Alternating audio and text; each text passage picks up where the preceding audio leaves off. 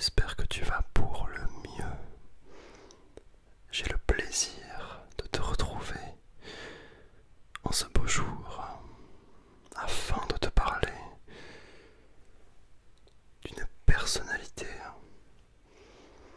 un petit peu connue. Qui ne connaît pas Jeff Bezos? Eh bien, j'avais envie justement aujourd'hui de te retracer un petit peu son parcours, car on le connaît surtout comme étant rattaché à l'entreprise Amazon, mais c'est quelqu'un qui a fait énormément de choses dans sa vie, même avant Amazon, et donc j'avais envie de te montrer, de t'expliquer, et qu'on voit un petit peu ensemble son portrait, son parcours. Et je te propose de commencer tout de suite avec en plus un déclencheur qui est un bloc Rhodia, voilà.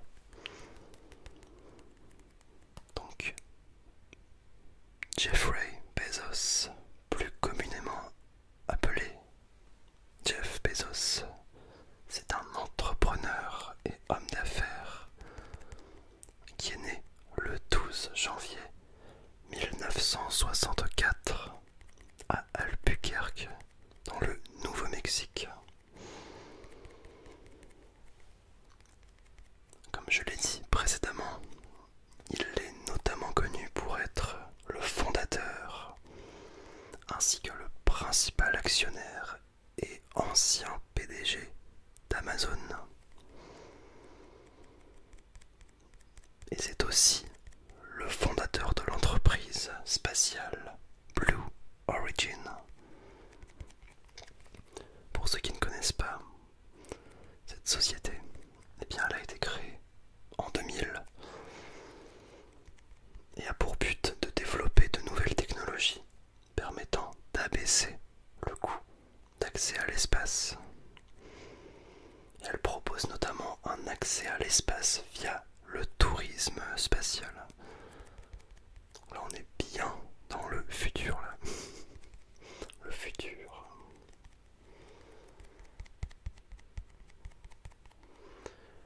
Déjà, ça pose les bases.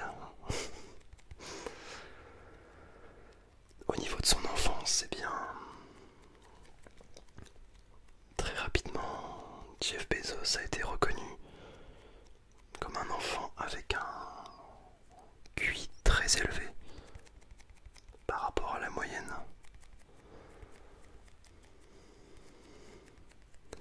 Il faut savoir qu'il créa sa première entreprise au lycée. C'était en fait un camp d'été éducatif pour les enfants âgés de 10 à 12 ans. Ensuite, en 1986, il est diplômé de l'université de Princeton avec un Bachelor of Arts and Science, donc en sciences de l'informatique.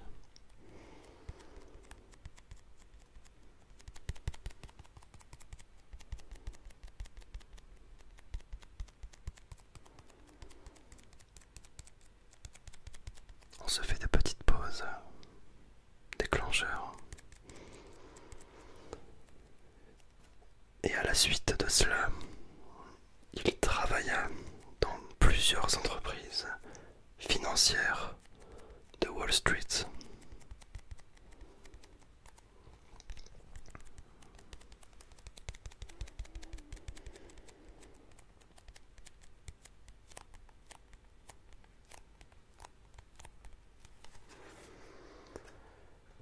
Au niveau de son enfance, on est plutôt pas mal. Mais là où ça devient intéressant, c'est comment est né finalement Amazon. Et en quoi on peut dire que Jeff Bezos a été un visionnaire, en tout cas de l'époque.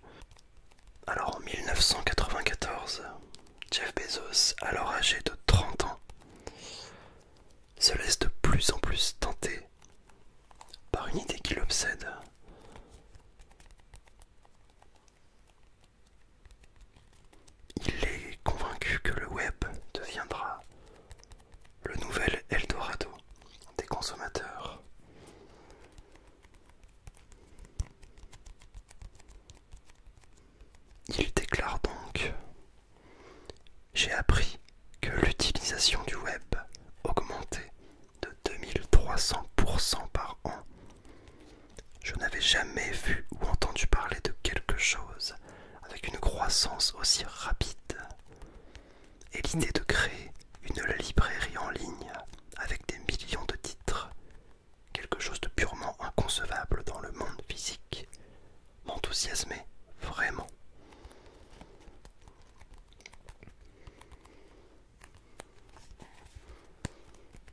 Donc c'est dire. Considérant qu'il pourrait regretter de ne pas être lancé, il fonda donc Amazon.com avec comme idée de bâtir la plus grande librairie du monde. Et alors vous allez me dire, mais pourquoi Amazon? En fait, l'Amazon c'est bien tout simplement le fleuve le plus grand du monde. Et comme Jeff Bezos voulait créer la librairie la plus grande du monde, bien en cherchant dans le dictionnaire, il s'est rendu compte que ça correspondait parfaitement à ce à quoi il aspirait. Donc c'est ainsi qu'est né Amazon. Et donc le 5 juillet 1994 à Seattle, donc au début du lancement de l'entreprise, Jeff Bezos travaillait avec ses employés dans son garage, notamment pour le développement d'un logiciel. C'est drôle parce que ça fait un petit peu écho à l'histoire de Steve Jobs, qui lui aussi a commencé un petit peu comme ça dans son garage. Enfin, de toute façon, il faut bien commencer quelque part dans ce genre de projet. Et donc au départ, Jeff Bezos voulait se concentrer sur la vente de livres en ligne. Mais eh bien l'offre s'est rapidement élargie à d'autres produits, des produits culturels, et même aujourd'hui à des produits électroniques, alimentaires. Ce qui fait que d'ailleurs on peut presque tout commander via Amazon de nos jours. Mais avant, au départ, l'idée c'était vraiment de proposer des livres en ligne. Je vais changer de déclencheur. Et donc afin de faire décoller sa société, Jeff Bezos demanda à ses parents d'y investir. Et c'est ce qu'ils feront à hauteur de 245 573 $. Et date importante, Amazon ouvre son premier site en juillet 1995.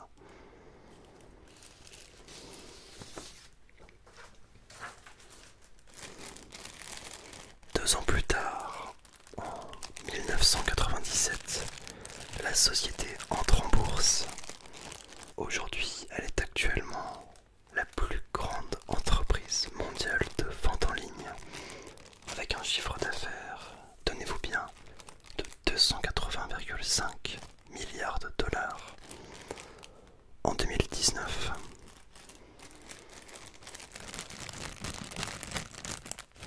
Et aussi, petite information à balancer en soirée pour se la raconter, très important. Depuis 2000, le logo d'Amazon fait figurer une flèche du A au Z, formant un sourire qui symbolise la satisfaction du client et indique également que l'entreprise peut tout vendre de A à Z. C'est un petit peu le message caché qu'il y a derrière le logo.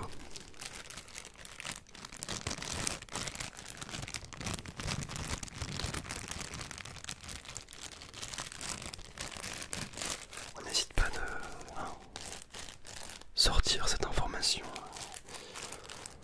au prochain repas avec ses amis. Et vous allez briller en société. Voilà, c'est un petit conseil.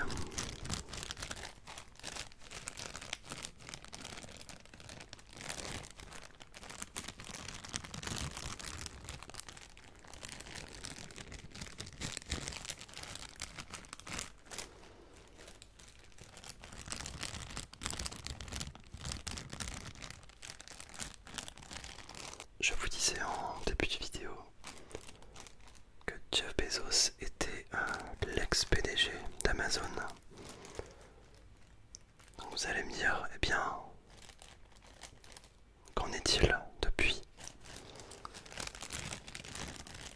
Eh bien, pour vous resituer un petit peu le contexte, le 2 février 2021, Jeff Bezos annonce dans une lettre qui est adressée à ses 1,2 million d'employés qu'il va quitter son poste de PDG, donc d'Amazon, empire qu'il a lui-même créé il y a 27 ans de cela, en 1994.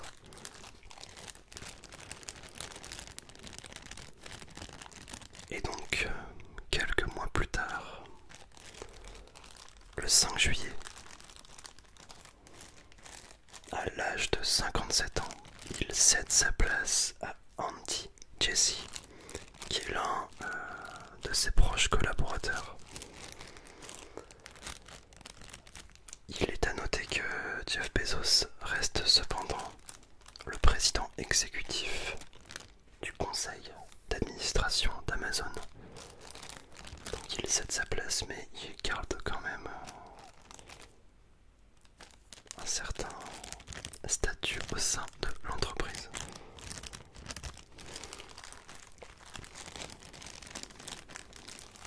Alors pourquoi a-t-il fait ce choix? Eh bien en fait, il justifie ce départ pour plusieurs raisons. J'en profite pour changer de déclencheur. Hop.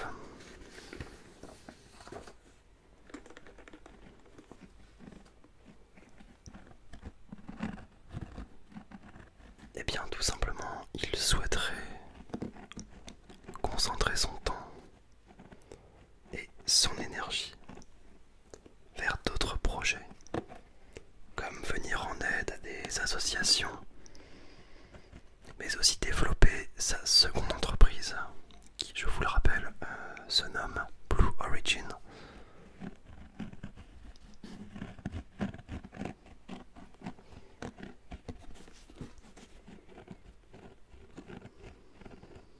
Puis honnêtement, après 27 ans de carrière, je pense que doit peut-être en avoir un peu marre, je sais pas. Ça fait beaucoup. Et après, cependant, il refuse. Donc ça, il l'a dit. Il refuse de penser à la retraite. En soi, ça c'est un choix, ça c'est... on ne juge pas. Et donc le 25 juillet 2021, une vingtaine de jours après son départ, le magazine Forbes le classe comme la première fortune mondiale, avec des actifs estimés à 209,2 milliards de dollars américains. C'est pas mal, c'est franchement pas mal. Imagine-toi 209 milliards.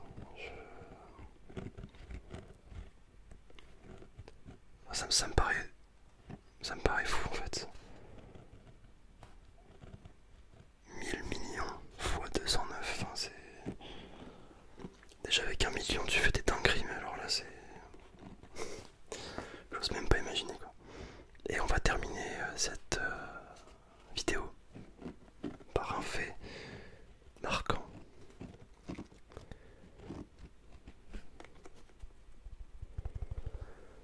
Alors durant le Black Friday de 2017, son entreprise a atteint 584 milliards de dollars de capitalisation boursière, ce qui a fait gagner à sa fortune personnelle 2,4 milliards de dollars en une journée. En une journée, voilà. tu rentres chez toi le soir, plus 2,4 milliards. Au calme. Ah, c'est fou en vrai, hein, punaise.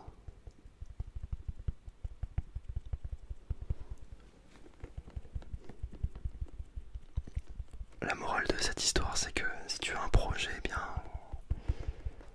fonce.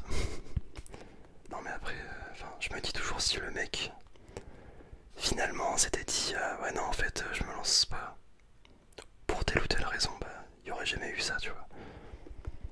En soi c'est pareil pour Steve Jobs ou pour ce genre d'entrepreneur au concept assez osé.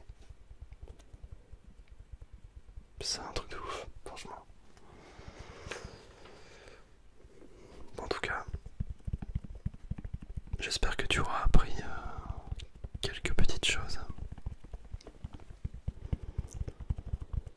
N'hésite pas à me dire ce que tu en as pensé dans la comment section, l'espace commentaire. N'hésite pas à t'abonner aussi